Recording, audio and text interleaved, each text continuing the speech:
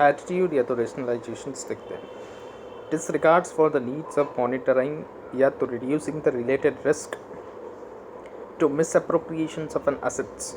यानी कि डिसरिगार्ड्स मतलब मॉनिटर को साइड में रखते हुए या तो रिड्यूस करने से related to the risk to the misappropriation of an assets. Following points इसके अंदर देखने पड़ेंगे। Disregards of the internal controls over the misappropriation of an assets, यानी इंटरनल कंट्रोल्स जो है उसके अंदर मिस अप्रोप्रिएशंस असेट के लिए उसको डिसरिगार्ड किया गया है जब ओवरराइड किया जाता है एग्जिस्टिंग कंट्रोल्स को, या तो फेल किया जाता है अप्रोप्रिएट रेमेडियल एक्शन लेने से। जो नोन होती है डेफिशिएंसी उसके अंदर भी अप्रोप्रिएट एक्शंस लिया नहीं जा रहा है। बिहेवियर इंडिकेटिंग द डिसप्लेजर्स या तो डिससेटिस्फैक्शंस विद द एंटिटी या तो उसका ट्रीटमेंट्स ऑफ द एम्प्लॉय। क्या होगा यहाँ पर, बिहेवियर सही नहीं है, डिसप्लेजर आ रहा है, डिससेटिस्फैक्शंस आ रहा है एंटिटीज़ के अंदर, ट्रीटमेंट्स एम्प्लॉयज़ को ट्रीट सही से नहीं किया जा रहा है, इस वजह से भी फ्रॉड हो सकता है। चेंजेस इन द बिहेवियर या तो life styles that may indicate the assets that have been misappropriated, यानी अगर लाइफ स्टाइल्स का बिहेवियर चेंज हो जाता है जो क्या इंडिकेट करता है कि असेट्स जो है वो मिसअप्रोप्रिएट हो सकती है। यानी बिहेवियर चेंज हो जाने से या तो लाइफ स्टाइल चेंज हो जाने से बी क्या होगा, हो सकता है कि जो असेट्स है उसका मिसअप्रोप्रिएशन हो जाए। टॉलरेंस ऑफ द पेटी थेफ्ट, यानी पेटी कैश जो रखेला है उसको क्या करना है, चोरी कर लेना है और उसका टॉलरेंस करना है। मतलब चोरी हो रहा है लेकिन कोई कुछ कर नहीं रहा है, टॉलरेंस मतलब सहन कर रहे हैं लोग। Circumstances related to the possibilities of the fraud, कौन से सर्कमस्टेंसेस के अंदर हमको लग रहा है कि यहाँ पर पॉसिबिलिटी हो सकती है फ्रॉड की। Discrepancies in the accounting records, discrepancy मतलब एफआरएफ के हिसाब से ना होना अकाउंटिंग रिकॉर्ड्स का। इसके अंदर क्या इंक्लूड किया जाता है, ट्रांजेक्शन्स जो रिकॉर्ड नहीं किए गए हैं इनकम्प्लीट, यानी पूरे ट्रांजेक्शन्स कंप्लीट रिकॉर्ड नहीं किए गए या तो टाइमली मैनर के अंदर नहीं किए गए या तो इनअप्रोप्रिएट रिकॉर्ड्स है, अमाउंट्स, अकाउंटिंग पीरियड, क्लासिफिकेशंस या तो एंटिटीज़ के पॉलिसीज़ का, ये सब के अंदर डिस्क्रिपेंसीज निकल के आती है। अनसपोर्टेड या तो अनऑथराइज बैलेंसेस, अनसपोर्टेड यानी कोई भी एविडेंस नहीं है, अनऑथोराइज मतलब जिसकी अथॉरिटी चाहिए उसकी अथॉरिटी नहीं है। बैलेंसेस या तो ट्रांजेक्शन्स के अंदर लास्ट मिनट एडजस्टमेंट किए जा रहे हैं सिग्निफिकेंटली जो अफेक्ट करेंगे फाइनेंशियल रिजल्ट को। लास्ट मिनट एडजस्टमेंट कब होता है, 31 मार्च के पहले किए जा रहे हैं ऐसे एडजस्टमेंट जो सिग्निफिकेंटली अफेक्ट करे किसको, फाइनेंशियल रिजल्ट को। एविडेंस ऑफ द एम्प्लॉयज़ यानी एक्सेस द सिस्टम, जो भी एम्प्लॉयज़ सिस्टम को एक्सेस कर रहे हैं and records inconsistent with that necessary to perform their authorised duties, यानी जो भी बंदे जो भी एम्प्लॉयज़ क्या कर रहे हैं, एविडेंस कर रहे हैं, मतलब जिनके पास एविडेंस रह रहा है वो लोग, एंड जो रिकॉर्ड्स है अगर वो इनकन्सिस्टेंस है necessary to perform their authorise duties, मतलब जिसको ऑथोराइज करना चाहिए था उस डॉक्यूमेंट को लेते हुए उस रिकॉर्ड को बनाते हुए उसने वो ऑथोराइज नहीं किया है, तो इससे भी होता है possibilities of the fraud. Tips या तो complaints to the auditor about the alleged fraud, tips या तो कंप्लेंट्स मिलती है किसको, ऑडिटर को, कि यहाँ पर फ्रॉड हो सकता है, यहाँ पर फ्रॉड है, यहाँ पर फ्रॉड चल रहा है। वैसे कन्फ्लिक्टिंग या तो मिसिंग एविडेंस इंक्लूडिंग, इसके अंदर क्या होता है, मिसिंग डॉक्यूमेंट्स होते हैं, डॉक्यूमेंट्स अपीयर करते हैं उसको ऑल्टर्ड किया जाता है। सिग्निफिकेंट अनएक्सप्लेन आइटम्स रिकन्सिलेशंस के अंदर होती है, यानी रिकन्सिलेशंस किया गया है उसके अंदर कोई ऐसी सिग्निफिकेंट अनएक्सप्लेन आइटम है उसका पूछते तो भी वो लोग बताते नहीं है कि ये क्या है, वो एक्सप्लेन नहीं कर पाते। अनयूजुअल डिस्क्रिपेंसीज होती है किसके बिटवीन में, एंटिटीज़ के रिकॉर्ड एंड कन्फर्मेशंस रिप्लाइज के बिटवीन में। ऑडिटर जब कंफर्मेशन मंगाता है एक्सटर्नल कंफर्मेशंस और वो चेक करता है कि एंटिटीज़ के रिकॉर्ड के साथ, तो उसके अंदर क्या होती है, अनयूजुअल डिस्क्रिपेंसीज निकलती है। Large numbers of the credit entries दिखती है एंड अदर एडजस्टमेंट जो किए गए हैं अकाउंट्स रिसीवेबल्स रिकॉर्ड के अंदर वो भी दिखते हैं। मिसिंग या तो नॉन एग्जिस्टेंस कैंसिल चेक्ड, इस सर्कमस्टेंसेस के अंदर जब कैंसिल चेक जो होता है वो ऑर्डिनरी रिटर्न कर दिया जाता है एंटिटीज़ को with the balance with the bank statement, लेकिन यहाँ पर क्या किया गया, उसको मिस कर दिया गया। मतलब हो सकता है कि चेक लिख के उसको अपने अंदर दिखा दिया हो पर्सनल में, यहाँ पर क्या हो जाता है, मिस कर दिया, मतलब वो चेक को मिस आउट कर दिया। या तो non existence cancel cheque, cancel cheque तो है एंट्रीज़ के अंदर दिख रहा होगा कैंसिल हो गया चेक, मतलब एंट्रीज करी नहीं होगी या तो कैंसिल बताया गया होगा चेक को। लेकिन अगर हम लोग देखेंगे तो क्या होगा, वो एक्सिस्ट ही नहीं होगा, जो कैंसिल चेक है वो दिखेगा ही नहीं, उसकी कॉपीज़ तो लेकर रखनी होती है लेकिन नहीं रखी होगी इन लोगों ने। तो इस वजह से भी क्या होगा, फ्रॉड हो सकता है। हो सकता है कि कैंसिल उसको ना किया गया हो और उसको क्या कर दिया गया हो, पर्सनल अकाउंट के अंदर ले लिया हो। मिसिंग इन्वेंटरीज या तो physical assets of the significant magnitude, inventories का मिस हो जाना या तो फिजिकल असेट का बहुत ही ज़्यादा वेरिएशंस आना फिजिकल असेट्स के अंदर, ये भी दर्शाता है कि कहीं ना कहीं फ्रॉड चल रहा है। अनअवेलेबल या तो मिसिंग इलेक्ट्रॉनिक एविडेंस को मिस आउट कर देना, अनअवेल कर देना। Inconsistencies with an entities record retention practices या तो पॉलिसीज़, यानी एंटिटीज़ की ऐसी प्रैक्टिस या तो पॉलिसीज़ बनी ही नहीं है कि इतने पीरियड के अंदर हमको इन डॉक्यूमेंट्स को रिटेन करके रखना है या तो रिकॉर्ड करके रखना है। एक्सप्लेन एग्जाम्पल के तौर पर, राज क्या है, एक ऑडिटर है of XYZ limited. Raj analyse कर रहा है financial statement of the company, study करने से significant ratios, some of the ratios जो है वो स्टडी किए जाते हैं कि जो क्रॉस प्रॉफिट रेशियोज है एंड जो नेट प्रॉफिट रेशियोज है उनका स्टडी किया जा रहा है। क्रॉस प्रॉफिट रेशियो जो है करंट ईयर का 19-20 का वो 19% है एंड प्रीवियस ईयर 18-19 का वो 25% था। मतलब यहाँ पर क्या हो गया, सिग्निफिकेंट वेरिएशन आ गया है। सिमिलरली जो नेट प्रॉफिट है रेशियो वो करंट ईयर का कितना है, 7% है, प्रीवियस ईयर का कितना है, 11% है। यहाँ पर भी बहुत ज़्यादा वेरिएशन आ रहा है। There is a large variation किसके अंदर, cross profit ratio and net profit ratios के अंदर ओवर द 2 ईयर्स के अंदर। हैंड्स इसलिए जो ऑडिटर है वो उसको रीजन्स होता है बिलीव करने के लिए कि कुछ तो reason to believe that there may be something unusual, कुछ अनयूजुअल चल रहा है एंटिटीज़ के अंदर। ही विल कंसिडर, वो कंसिडर करेगा रिजल्ट, एनालिटिकल प्रोसीजर्स लगा के वो ड्रॉ करेगा कंक्लूजन, ऑडिट प्लान को मद्दे नज़र रखते हुए एंड अलॉट करेगा ज़्यादा टाइम परचेसेस को स्टडी करने के अंदर। एग्जाम्पल के तौर पे देखें तो analytical procedures exhibiting unusual ratios and trends, मतलब ज़्यादा एनालिटिकल प्रोसीजर्स लगा के वो देखेगा कि कितने अनयूजुअल रेशियोज़ हैं और क्या ट्रेंड है उन लोगों की। एग्जाम्पल के तौर पे अनयूजुअल लार्ज ट्रांजेक्शन्स रिपोर्ट किए जाते हैं लास्ट मंथ के अंदर। मतलब ऐसा होता है कि पहले मंथ के अंदर तो ट्रांजेक्शन्स रिकॉर्ड नहीं किए जाते, लेकिन जब लास्ट मंथ चल रहा होता है जब क्या कर दिया जाता है, लार्ज अनयूजुअल ट्रांजेक्शन्स को रिकॉर्ड कर दिया जाता है ऑफ द रिपोर्टिंग पीरियड के, मतलब 31 मार्च के टाइम पे। प्रॉब्लमेटिक या तो अनयूजुअल रिलेशनशिप है between auditor and the management, इसके अंदर क्या इंक्लूड किया जाता है,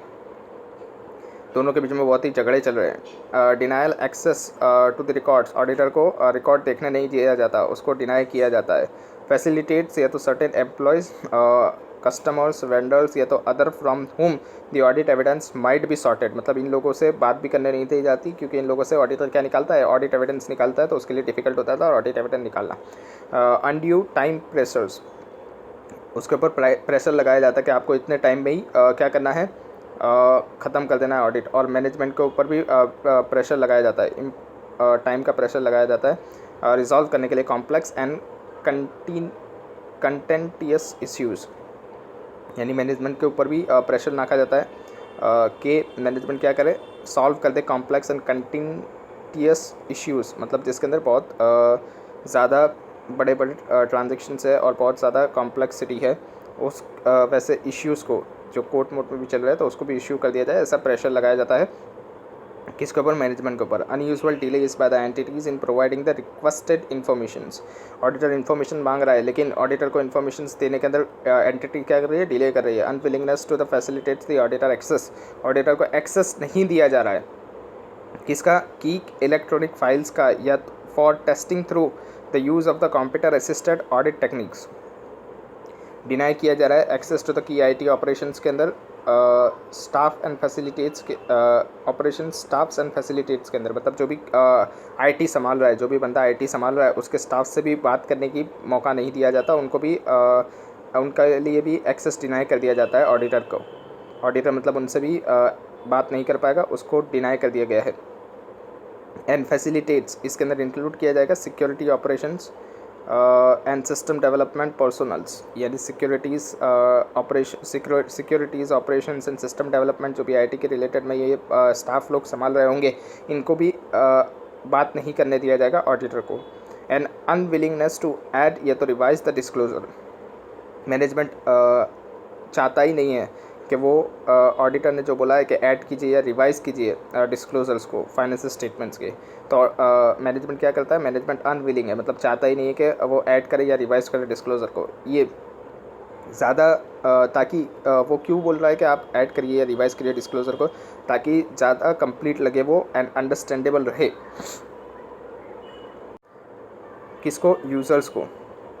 जो भी फाइनेंशियल स्टेटमेंट के। इसलिए ऑडिटर ये बोल रहा है, लेकिन मैनेजमेंट क्या बोल रहा है, मैनेजमेंट ना पढ़ रहा है, मैनेजमेंट विलिंग नहीं है, मैनेजमेंट ना बोल रहा है ऐड करने को या तो रिवाइज करने के लिए disclosures. And unwillingness to address identified the deficiencies in the internal controls on the timely basis. Willingness नहीं है एड्रेस करने के लिए, आइडेंटिफाइड करने के लिए डेफिशिएंसीज इन इंटरनल कंट्रोल्स, यानी मैनेजमेंट क्या कर रहा है, मैनेजमेंट को इंटरेस्ट ही नहीं है, मैनेजमेंट अनविलिंग है, यानी उसको विलिंग ही नहीं है, उसको इंटरेस्ट ही नहीं है आइडेंटिफाई करने के लिए डेफिशिएंसीज़ को इंटरनल कंट्रोल्स के अंदर टाइमली बेसिस पे। अदर्स के अंदर देखेंगे तो unwillingness by the management, management का अनविलिंगनेस पर्टेन करने के लिए ऑडिटर को टू मीट प्राइवेटली विद दोस्त चार्ज विद द गवर्नेंस, वो मिलने ही नहीं दे रहा है, मैनेजमेंट चाहता ही नहीं है कि ऑडिटर किससे मिले, दोस्त चार्ज विद द गवर्नेंस से मिले प्राइवेटली।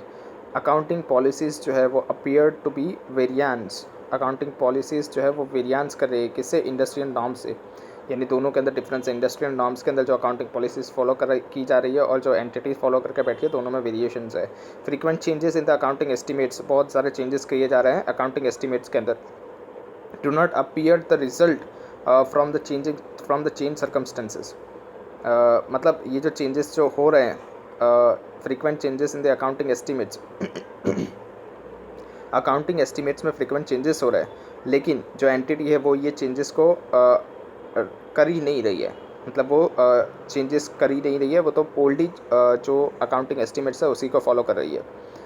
वो चेंजेस नहीं कर रही है अकाउंटिंग एस्टिमेट्स के अंदर। Tolerance of the violations of the entities code of the ethics, entities के कोड ऑफ द एथिक्स का वायोलेशंस करना है और वो उस वायोलेशंस को टॉलरेट करना है। एंटिटीज़ के कोड ऑफ एथिक्स का वायोलेशंस हुआ है और उसको क्या किया है, क्या किया गया है, टॉलरेट किया गया है, मतलब सहन किया गया है। फ्रॉड क्या है, फ्रॉड रिपोर्टिंग। अब ऑडिटर कैसे फ्रॉड को रिपोर्ट करेगा, तो reporting to the central government, central government को रिपोर्ट करना होता है। Sub section 12 of the section 143 of the companies act 2013, अगर ऑडिटर ऑफ द कंपनी जो है वो उस कोर्स के अंदर है परफॉर्म करने के लिए duties, as the auditor has reason to believe that, auditor के पास रीजन्स टू बिलीव होना चाहिए कि ऑफेंस ऑफ द फ्रॉड जो है वो इन्वॉल्व है, उसकी अमाउंट्स देखनी है, अमाउंट में भी प्रिस्क्राइब्ड, इज़ बीइंग और हैज़ बीन कमिटेड, यानी जो फ्रॉड है उसकी अमाउंट और जो फ्रॉड है क्या वो चल रहा है या वो हो चुका है, committed in the company by it's officers या तो एम्प्लॉयज़, किसके द्वारा किया गया है, ऑफिसर्स या तो एम्प्लॉयज़ के द्वारा किया गया है। ऑडिटर रिपोर्ट करेगा सेंट्रल गवर्नमेंट को सच टाइम एंड मैनर के अंदर जो कि प्रिस्क्राइब किया गया है। Rule 13 of the companies audit and auditors rules 2014 जो प्रिस्क्राइब करता है, सब सेक्शन 1 उसका क्या बोल रहा है, वो बोल रहा है कि ऑडिटर ऑफ द कंपनीज जो है उसको परफॉर्म करना पड़ेगा उसकी ड्यूटीज़ जब वो स्टैट्यूटरी ऑडिट कर रहा है, उसके पास रीज़न होना चाहिए, उसके पास रीजन्स टू बिलीव होना चाहिए कि जो ऑफेंस ऑफ द फ्रॉड है वो हो रहा है। इसके अंदर इन्वॉल्व क्या होता है, विच इन्वॉल्व्स, इसके अंदर इन्वॉल्व किया जाता है या तो एक्सपेक्ट किया जाता है, इन्वॉल्व इंडिविजुअल एंड अमाउंट, इसके अंदर कितनी अमाउंट का अगर फ्रॉड होगा तब जाके सेंट्रल गवर्नमेंट को रिपोर्ट करना है, तो 1 करोड़ या उससे ज़्यादा की अमाउंट का फ्रॉड होगा तब जाके उसको सेंट्रल गवर्नमेंट को रिपोर्ट करना है। Is being has been committed against the company, company के अगेंस्ट में किया गया है, has been committed against, is being या तो has been committed against the company, company के अगेंस्ट में किसके द्वारा किया गया है, ये ऑफिसर या तो एम्प्लॉयज़ के द्वारा किया गया है। अगर ऑडिटर रिपोर्ट करता है मेटल्स को, किसको रिपोर्ट करता है, ये मेटल्स को सेंट्रल गवर्नमेंट को रिपोर्ट करता है। मैनर ऑफ रिपोर्टिंग क्या होगी, कैसे सेंट्रल गवर्नमेंट को रिपोर्ट किया जाएगा, तो ऑडिटर रिपोर्ट करेगा मेटल्स को बोर्ड को या तो ऑडिट कमेटी को, कोई भी केस हो सकता है। ऑडिट कमेटी 177 सेक्शन के हिसाब से बनाई जाती है। अगर ऑडिट कमेटी नहीं बनाई गई है तो बोर्ड को रिपोर्ट करना है इमीडिएटली, मतलब तुरंत ही रिपोर्ट कर देना है, या तो नॉट लेस देन 2 days, 2-3 से ज़्यादा नहीं होने चाहिए जब उसको पता चले कि ऐसा कोई फ्रॉड है कंपनी के अंदर। सीकिंग देयर रिप्लाइज, और उनका रिप्लाइज या तो ऑब्जर्वेशन लेना है 45 दिन के अंदर अंदर तक, राह देखनी है 45 डेज़ की। 45 डेज़ के अंदर ऑडिट कमेटी या तो बोर्ड अपना रिप्लाई देगी। On receipt of such reply, जो रिसिप्ट होगी रिप्लाई की या तो ऑब्जर्वेशंस की ऑडिटर के द्वारा, वो फॉरवर्ड की जाती है रिपोर्ट, वो फॉरवर्ड की जाती है इस रिपोर्ट, मतलब इसके साथ क्या लगाई जाती है, उसकी रिपोर्ट लगाई जाती है। एंड जो रिप्लाइज होता है एंड ऑब्जर्वेशंस होता है बोर्ड या तो ऑडिट कमेटी इसका, एंड अलॉन्ग विथ इस कमिट, यानी जो भी उन लोगों ने बोर्ड या तो ऑडिट कमेटी ने जो भी रिप्लाई दिया या तो ऑब्जर्वेशंस किया, उसके साथ ऑडिटर की कमेंट भी जाती है कि जो भी रिप्लाई दिया गया है 45 दिन के अंदर, ये इसके ऊपर ऑडिटर की क्या कमेंट है वो भी जाती है। ऑडिटर क्या करता है, पहले उसकी रिपोर्ट के साथ क्या होता है, ये रिप्लाइज या तो ऑब्जर्वेशन जो बोर्ड या तो ऑडिट कमेटी का होता है, उसके साथ प्लस और क्या होता है, उसकी कमेंट इसके ऊपर जो भी की गई है उसने। ऑन सच रिप्लाई या तो observations of the board of the audit committee central government को दी जाती है कितने दिन के अंदर, within 15 days from the date of the receipt of the such reply या तो ऑब्जर्वेशन। कितने दिन के अंदर, 15 दिन के अंदर सेंट्रल गवर्नमेंट को बेचना है। इन सच अ केस, अगर ऑडिटर फेल हो जाता है रिप्लाई करने के लिए या तो ऑब्जर्वेशंस करने के लिए फ्रॉम द बोर्ड या तो ऑडिट कमेटी, अगर जो बोर्ड या तो ऑडिट कमेटी उसको 45 डेज़ के अंदर नहीं दे पाती है रिप्लाई या तो ऑब्जर्वेशंस, तो वो क्या करेगा, फॉरवर्ड कर देगा उसकी रिपोर्ट सेंट्रल गवर्नमेंट को अलॉन्ग विद अ नोट, एक नोट डालेगा उसके अंदर, क्या, जिसके अंदर कंटेंट किया जाएगा कि जो डिटेल्स है उसकी रिपोर्ट के वो फॉरवर्ड किए गए थे बोर्ड या तो ऑडिट कमेटी को, लेकिन उनके तरफ से कोई रिप्लाई या ऑब्जर्वेशन नहीं आया है। जो रिपोर्ट है वो सेंड की जाती है किसको, secretary of MCA, ministry of corporate affairs के सेक्रेटरी को भेजी जाती है। सील्ड कवर के अंदर होगी, रजिस्टर्ड पोस्ट के द्वारा भेजी जाएगी। एक्नॉलेजमेंट होना चाहिए, मतलब जो भी पोस्ट की जो चिट्ठी आती है कि हमने ये ले लिया है आपका एनवलप, जो वो निकाल के आते हैं वो हमारे पास होना चाहिए, रिसिप्ट जिसको बोलते हैं वो, या तो स्पीड पोस्ट से किया जाएगा, followed by an email, email भी इसके साथ फॉलोड किया जाएगा जो कंफर्म करेगा सेम को, मतलब कि सेक्रेटरी जो है MCA का, उसको ईमेल के द्वारा भी दिया जाएगा, साथ ही साथ उसको स्पीड पोस्ट के द्वारा सील कवर के अंदर रख के ये दिया जाएगा, जिसका एक्नॉलेजमेंट ज़रूरी होता है। एक्नॉलेजमेंट मतलब जो पोस्टल डिपार्टमेंट रिसिप्ट देगा वो। The report shall be on the letter head, report किसके अंदर होगी, ऑडिटर के लेटर हेड के अंदर होगी। ऑडिटर अपना लेटर हेड यूज़ करेगा रिपोर्ट के लिए, जिसके अंदर क्या क्या होगा, पोस्टल एड्रेस होगा किसका, ऑडिटर का, ईमेल एड्रेस होगा किसका, ऑडिटर का, कॉन्टैक्ट टेलीफोन नंबर्स होगा किसका, ऑडिटर का, मोबाइल नंबर होगा किसका, ऑडिटर का, साइन कौन करेगा, ऑडिटर करेगा, सील्ड के अंदर होगा एंड वो इंडिकेट भी करेगा उसका मेंबरशिप नंबर। एंड जो रिपोर्ट है वो किस फॉर्म में होगी, in the form of the statement के फॉर्म में होगी, जो कि स्पेसिफाइड किया गया है किस फॉर्म के अंदर, फॉर्म ADT 4 के अंदर। Report to the audit committee या तो बोर्ड, अगर रिपोर्ट किया गया है ऑडिट कमेटी या तो बोर्ड के द्वारा, क्या, फ्रॉड को, सब section 12 of the section 143 of the companies act 2013 further prescribe करता है कि अगर फ्रॉड जो है अगर वो लेस देन स्पेसिफाइड अमाउंट है,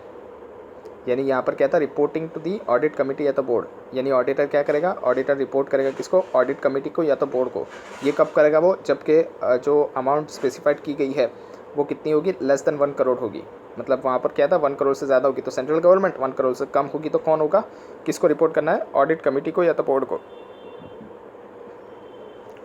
जो ऑडिटर है वो रिपोर्ट करता है ये मैटर को ऑडिट कमेटी को जो कंस्टिट्यूट की गई है अंडर सेक्शन 177, या तो बोर्ड को, जो भी केस हो सकता है, या तो ऑडिट कमेटी हुई तो ऑडिट कमेटी को, या तो बोर्ड हुआ तो बोर्ड को। Such time and such manner में जो कि प्रिस्क्राइब किया गया, टाइम और मैनर क्या था, टू इमीडिएटली या तो नॉट लेस देन 2 डेज़, और उसके अंदर कितना था 45 डेज़, जो बोर्ड या तो ऑडिट कमेटी के द्वारा जो ऑब्जर्वेशन या तो रिप्लाई आने का था वो। इन regards to the subsection 3 of the rule 13 of the companies audit and auditor rule 2014, ये स्टेट करता है in case of the fraud के केस में अगर अमाउंट जो है वो less than the amount specified है, जो कि सबसेक्शन 1 जो कि सब रूल 1 के अंदर दी गई है, जो कि कितनी है, लेस देन 1 करोड़, तो ऑडिटर क्या करेगा, रिपोर्ट करेगा मैटर को ऑडिट कमेटी को जो कंस्टिट्यूट की गई है अंडर सेक्शन 177, या तो बोर्ड को immediately but not later than 2 days, या तो but not later than 2 days, कब से, जब से उसको पता चली ये फ्रॉड का एंड ही शैल रिपोर्ट, और वो रिपोर्ट भी करेगा क्या, नीचे दिए गए पॉइंट्स को कि नेचर क्या है फ्रॉड का डिस्क्रिप्शन के साथ, अप्रोक्सीमेट अमाउंट कितने इन्वॉल्व है, एंड पार्टीज़ कौन कौन सी इन्वॉल्व है. Disclosure in the board's report. Subsection 12 of the Section 143 of the Companies Act of the 2013 further prescribe करता है कंपनीज़ को जहां पर ऑडिटर रिपोर्ट करेगा फ्रॉड को. सब सेक्शन 12 के हिसाब से किसको रिपोर्ट करना है, ऑडिट कमेटी को रिपोर्ट करना है या तो बोर्ड को रिपोर्ट करना है, but not report to the central government. Central government को रिपोर्ट नहीं करना है. मतलब यहाँ पर कौन सा हो गया, लेस देन 1 करोड़ वाला केस हो गया. यहाँ पर डिस्क्लोजर जो है डिटेल्स का about such fraud in the board report in such a manner as में भी प्रिस्क्राइब, जो भी मैनर प्रिस्क्राइब की गई है उसके हिसाब से करना है. कौन सी मैनर, तो ये मैनर किसके अंदर लिखी गई है, तो सब rule 4 of the rule 13 of the companies audit and auditor rules 2014 के अंदर लिखा गया है. यहाँ पर बोला गया है ऑडिटर को रिक्वायर्ड किया गया है कि उसको देखना पड़ेगा जो डिस्क्लोजर बोर्ड रिपोर्ट के अंदर किए गए हैं. फॉलोइंग डिटेल्स जो है रिलेटिंग टू द फ्रॉड, क्या ऑडिट कमेटी और बोर्ड ने उसको प्रॉपर्ली रिपोर्ट किया गया है as per under sub rule 3 during the year. इसके अंदर क्या क्या रिपोर्ट करने की चीज़ें हैं, तो nature of the fraud with descriptions, approximate amount कितना अमाउंट इन्वॉल्व है फ्रॉड के अंदर, पार्टीज़ कौन कौन इन्वॉल्व है, और ये जो भी पार्टीज़ इन्वॉल्व है इनके ऊपर क्या रेमेडियल एक्शंस लिया गया है, और अगर लिया गया है तो और अगर नहीं लिया गया तो क्यों नहीं लिया गया. If remedial actions are not taken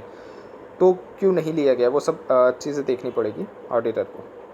fraud का यहाँ पर चार्ट दिया गया है. फ्रॉड रिपोर्टिंग 143(12) रूल 13 के हिसाब से अगर फ्रॉड के अंदर अमाउंट जो होती है अगर वो लेस देन 1 करोड़ होती है तो रिपोर्ट करना है बोर्ड को या तो ऑडिट कमेटी को कितने दिन के अंदर, within 2 days of knowledge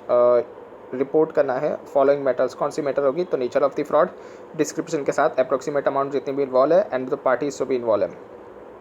disclosure board क्या देगा उसकी रिपोर्ट के अंदर, बोर्ड ऑफ डायरेक्टर डिस्क्लोजर देंगे. फॉलोइंग क्या चीज़ें होंगी, तो nature of the fraud description के साथ अप्रोक्सीमेट अमाउंट जो भी इन्वॉल्व होगी, पार्टीज जो भी इन्वॉल्व होगी, अगर रेमेडियल एक्शंस नहीं लिया गया एंड अगर रेमेडियल एक्शंस टेकन किया गया है. फ्रॉड जो इन्वॉल्व करेगा अगर amount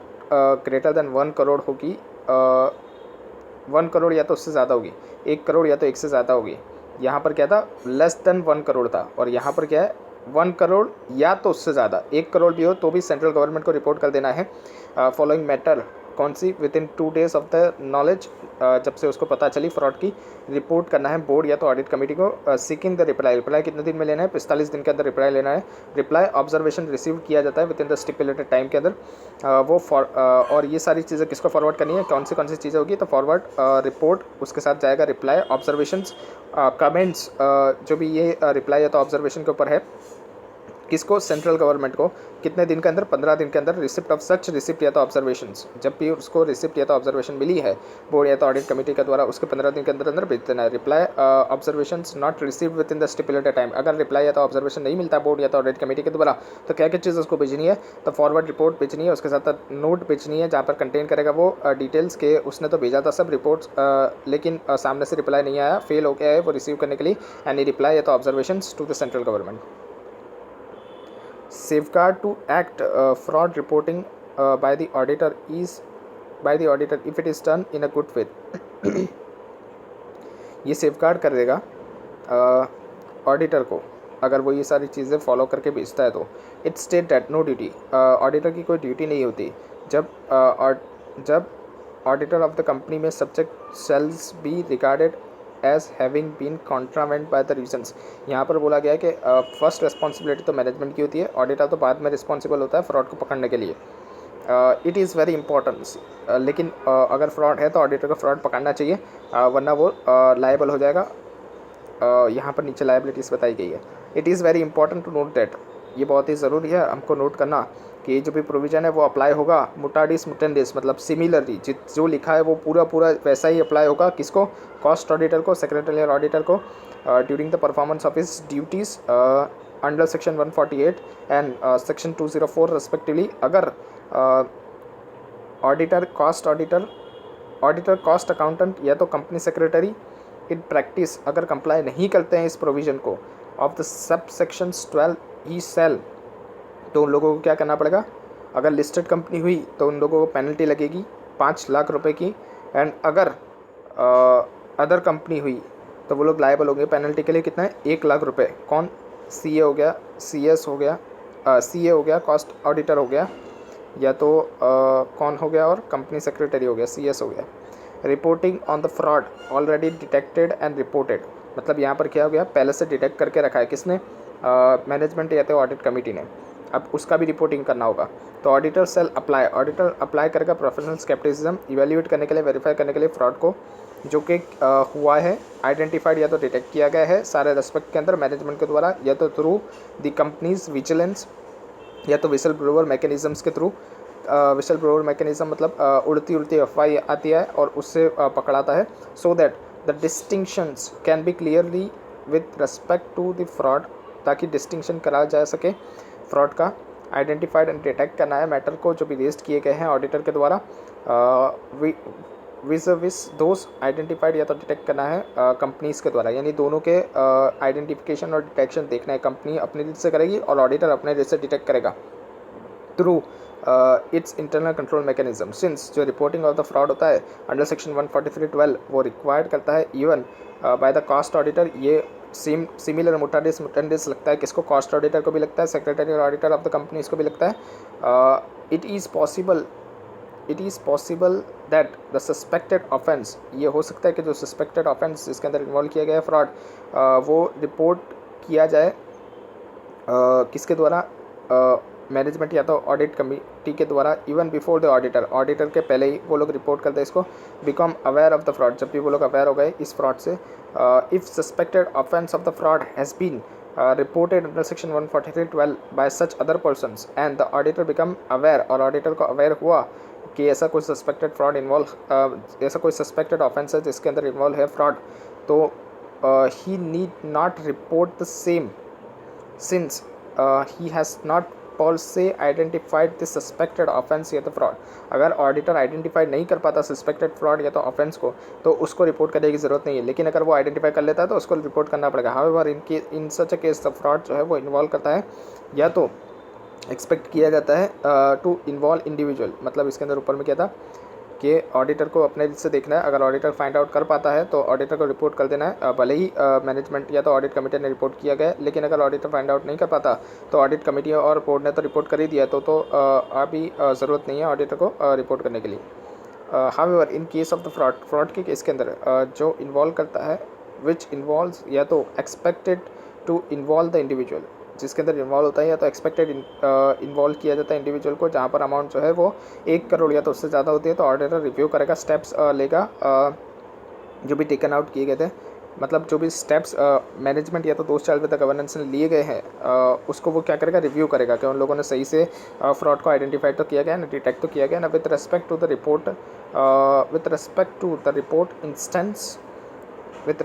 report instance of suspected offence of the fraud stated above, जो भी ये फ्रॉड है इसके रिलेशन में। एंड इफ़ नॉट सेटिस्फाइड, अगर वो सेटिस्फाइड नहीं होता जो भी स्टेप्स जो मैनेजमेंट या तो दोस्त चाइल्ड विद द गवर्नेंस ने लिए गए थे उससे, तो वो परफॉर्म करेगा एडिशनल प्रोसीजर्स, वो खुद भी एडिशनल प्रोसीजर लगा के देखेगा और ख़ुद को सेटिस्फाइड करेगा। Matter have been appropriately address, क्या मैटर्स को प्रॉपर्ली एड्रेस किया गया था, वो प्रॉपर्ली एड्रेस करके अगर उसको लगता है कि मैनेजमेंट या तो दोस्त चाइल्ड विद द गवर्नेंस ने प्रॉपर्ली स्टेप्स नहीं लगाए, तो वो क्या करेगा, खुद से एडिशनल प्रोसीजर्स लगा के स्टेप्स लगाएगा और ख़ुद को सेटिस्फाइड करेगा। इफ़ द मैनेजमेंट या तो दोस्त child with the governance fail हो जाते हैं अंडरटेक करने के लिए appropriate additional procedures within the 45 days of the request, auditor की रिक्वेस्ट, ऑडिटर पहले रिक्वेस्ट करेगा कि आप लगाइए, और अगर वो लोग नहीं लगा पाते तो ऑडिटर क्या करेगा, इवेल्युएट करेगा रिपोर्ट को, मैटर को टू द सेंट्रल गवर्नमेंट, वो डायरेक्ट सेंट्रल गवर्नमेंट के पास चले जाएगा और रिपोर्ट कर देगा कि इन लोगों ने सही से फॉलो नहीं किया, डिटेक्ट नहीं कर पाया फ्रॉड को। According with the rule 13 of the companies audit and auditor rule 2014, reporting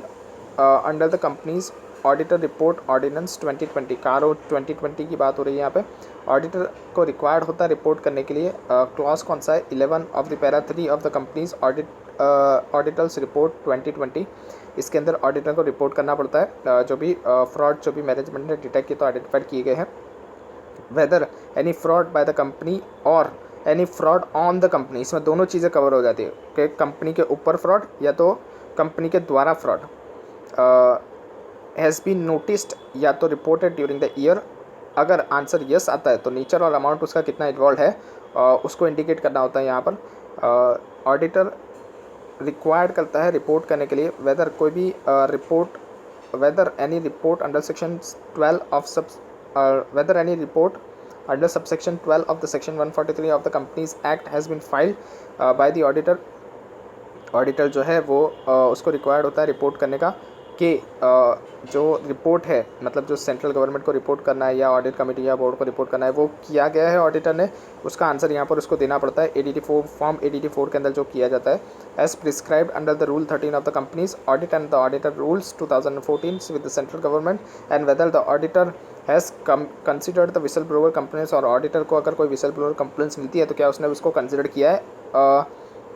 during the years of the company. Scope of the auditor's inquiry, अब कितना ऑडिटर इंक्वायरी करेगा और कितने तक वो रेस्ट्रिक्ट रहेगा, कितने तक वो इंक्वायरी कर सकता है वो यहाँ पर दिया गया है। फ्रॉड अगर नोटिस या तो रिपोर्ट किया गया है during the year, report on filing any report in the form ADT4 during the year, क्या उसने फाइल किया गया है ADT4 के अंदर रिपोर्ट किया गया है फ्रॉड को। विसल ब्लोअर कंप्लेंट्स अगर कोई उसको रिसीव होती है ड्यूरिंग द ईयर तो इसके लिए वो इंक्वायरी कर सकता है, बस इन 3 पॉइंट तक ही ऑडिटर इंक्वायरी कर सकता है। It may be noted that the clause of the order by requiring the auditor to report whether any fraud by the company या तो on the company has been noticed or reported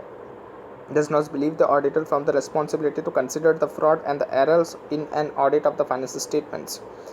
यानी वो उसकी responsibility से छूट नहीं सकता है ऑडिटर को फिर भी रिपोर्ट तो करना पड़ेगा। अगर कुछ उसको मिलता है ऐसा विसल ब्लोअर कंप्लेंट्स या तो रिपोर्ट अगर फाइल की गई है या तो फ्रॉड अगर उसको नोटिस हुआ है तो उसको रिपोर्ट तो करना पड़ेगा, जैसे रिपोर्ट लिखा गया है 143 के अंदर वैसे ही उसको रिपोर्ट तो करना ही पड़ेगा। Auditor also required to comply with the requirement, जो भी रिक्वायरमेंट ऐसे 240 के अंदर दिया गया है auditor's responsibility relating to the fraud in audit of the financial statement, ये इसका नाम है। इसके अंदर जो भी कंप्लाइंस दिया गया है उसको वो सारे कंप्लाइंस का फॉलो करना पड़ेगा। Audit procedures and reporting under the कारो, ये बाद में देखते हैं।